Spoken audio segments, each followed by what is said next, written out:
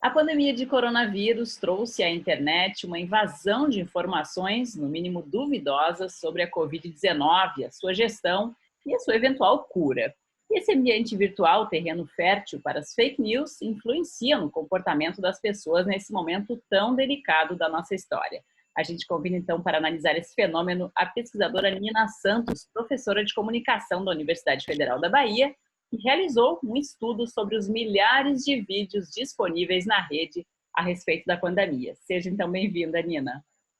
Obrigada, Lúcia. É um prazer falar com vocês. Antes de mais nada, eu gostaria que você mesma explicasse aí algumas das conclusões da sua pesquisa. Explica pra gente, Nina. Então, na verdade, essa pesquisa, que a gente chamou de ciência contaminada, ela buscou analisar mais de 11 mil vídeos no YouTube que tinham a palavra coronavírus, então que falavam sobre coronavírus. E o nosso objetivo era entender que tipo de informação que estava circulando sobre o coronavírus, será que eram informações verdadeiras, será que eram informações falsas, quem eram as pessoas que falavam sobre isso, como é que elas estavam agrupadas, etc. E o que a gente percebeu é que tem 4 grandes redes que agrupam, os vídeos em torno do tema do coronavírus, sendo que 3 desses grupos estão majoritariamente pautados em desinformação, em informações falsas ou imprecisas sobre a doença. Então, essas informações elas estão principalmente concentradas em torno de 3 tipos de discursos: os discursos religiosos, então são aqueles discursos que vão tentar atribuir a doença a algum tipo de praga divina, punição de Deus, punição dos céus, etc. Então, que por fazerem esse tipo de discurso, acabam minimizando formas de como combater e se prevenir, do coronavírus. E aí, nessa rede, uma das personalidades mais proeminentes é o pastor Silas Malafaia, que aparece com uma grande quantidade de visualizações no seu material. Depois a gente tem uma outra rede que gira em torno das teorias conspiratórias, então que na verdade tentam atribuir ao coronavírus um tipo de arquitetação internacional que teria como objetivo de destruir a vida ocidental, o tal do discurso globalista. Então, na verdade, esses discursos giram muito em torno da responsabilização da China, como se a China tivesse criado intencionalmente esse vírus para espalhar pelo mundo. E a terceira grande rede de desinformação gira em torno da linguagem médica. Isso acabou nos surpreendendo um pouco, porque poderia ser uma boa notícia, ter médicos falando sobre uma pandemia, afinal de contas. Mas, no final das contas, são médicos que vão também se apropriar desse momento para vender produtos. Então, o que eles vão fazer é disseminar um discurso sobre a questão da imunidade, então do fortalecimento da imunidade, da importância de comer saudável, dormir bem, fazer exercício, como se isso bastasse para combater a pandemia. E aí eles aproveitam, o que a gente percebeu é que nas descrições desses vídeos eles aproveitam para vender coisas. Então, vender um e-book, vender um curso, vender um suplemento alimentar, como se isso pudesse proteger as pessoas da pandemia e desprezando todas as recomendações das autoridades oficiais. A única boa notícia é que a quarta rede... Uhum. E minimizando a gravidade da própria pandemia, né? Exatamente, exatamente. A boa notícia é que temos aí uma quarta rede, que é uma rede basicamente baseada em informação, que é composta principalmente pelos veículos jornalísticos, que estão fazendo coberturas, que estão fazendo programas de debate, trazendo especialistas para falar, e também algumas autoridades que cresceram muito nesse período, como o Átila Yamarino e outros divulgadores científicos que ajudam a tornar um pouco mais palatável essa linguagem da pandemia e de toda essa linguagem médica, Então, essas foram as 4 principais redes que a gente identificou. Excelente. Nina, a bola da vez agora é a hidroxicloroquina, depois que o presidente Jair Bolsonaro utilizou em ampla escala a sua própria contaminação para fazer propaganda desse medicamento. Temos visto também nomes influentes da comunicação do Brasil reforçando essa mensagem. Para muita gente, o próprio conceito de fake news acaba relativo, Se convém a sua posição ideológica, não é falso, independentemente do que diga a ciência sobre esse assunto, Isso é bastante complicado. A questão da cloroquina, ela aparece na segunda amostra, A gente está produzindo agora um segundo relatório, que está pegando um período seguinte.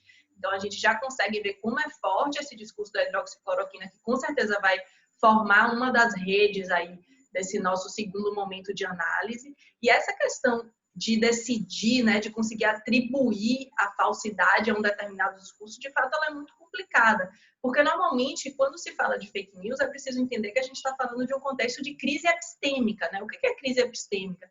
É a crise dos centros da sociedade que são capazes de produzir verdades e de produzir conhecimentos que são aceitos por toda a sociedade. Então, no momento em que você tem uma grande crise entre as pessoas que não conseguem entrar num acordo sobre quem é capaz de decidir a verdade, fica muito difícil você conseguir construir, né, acordos democráticos, digamos assim. Então, por exemplo, os dados sobre a Amazônia, se você começa a descredibilizar os dados do INPE, os dados do IBGE, você começa a descredibilizar todas as entidades médicas. Então, realmente fica muito difícil construir um determinado discurso e um determinado acordo sobre como seguir.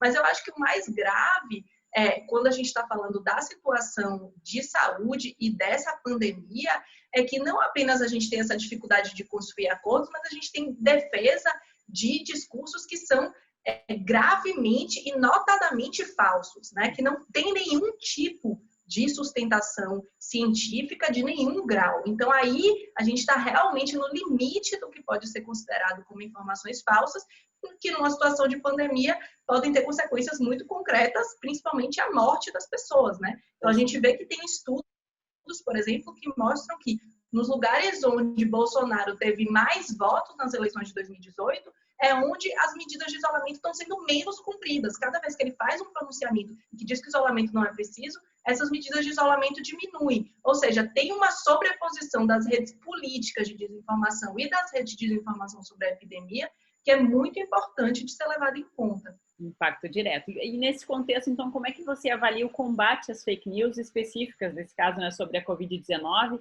tanto pela justiça quanto pelas próprias redes sociais, que têm feito algum esforço aí, né, ultimamente, mas é tanta coisa que fica difícil controlar, né, Nina? É verdade.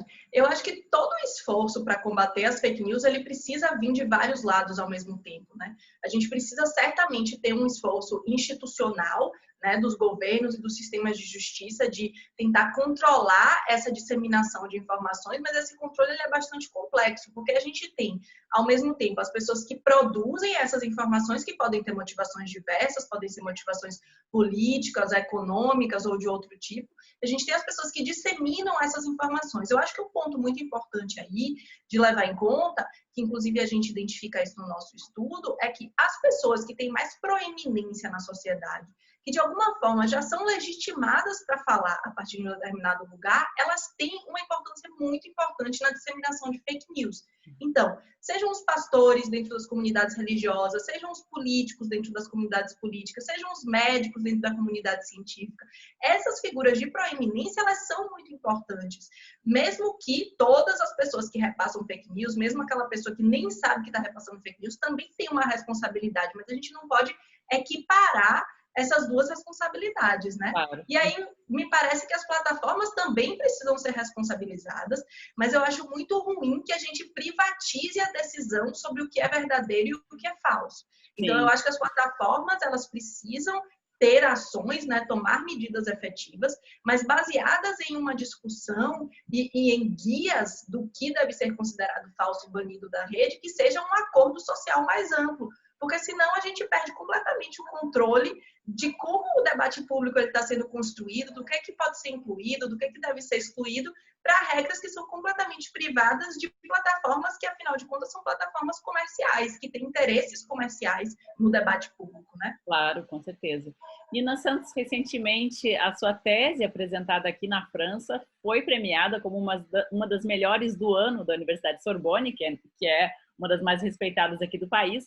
Você analisou como as redes sociais impactam na produção de notícias dos veículos de comunicação tradicionais a partir dos protestos no Brasil em 2013. A questão é, de lá para cá, esse processo só se acentuou, né, Nina? Foi muito interessante fazer essa tese, né? Porque eu comecei ela em 2015, terminei em 2019, e no momento em que eu estava terminando, apesar do meu objeto ser 2013, já tinha acontecido tanta coisa que, na verdade, eu fui obrigada a fazer um capítulo final, um pouco atualizando as discussões com tudo que tinha acontecido depois, né? Mas o meu objetivo na tese, que eu acho que é um objetivo que continua muito atual e eu continuo desenvolvendo nas minhas pesquisas mais recentes, é justamente de entender não apenas o uso das mídias sociais, como é que vários atores sociais se apropriam delas. Então, na tese eu vou falar com os ativistas de 2013, com os jornalistas que fizeram a cobertura, com os assessores de comunicação que trabalhavam em órgãos públicos, mas também, sobretudo, entender como é que o uso dessas mídias sociais impacta o sistema de comunicação.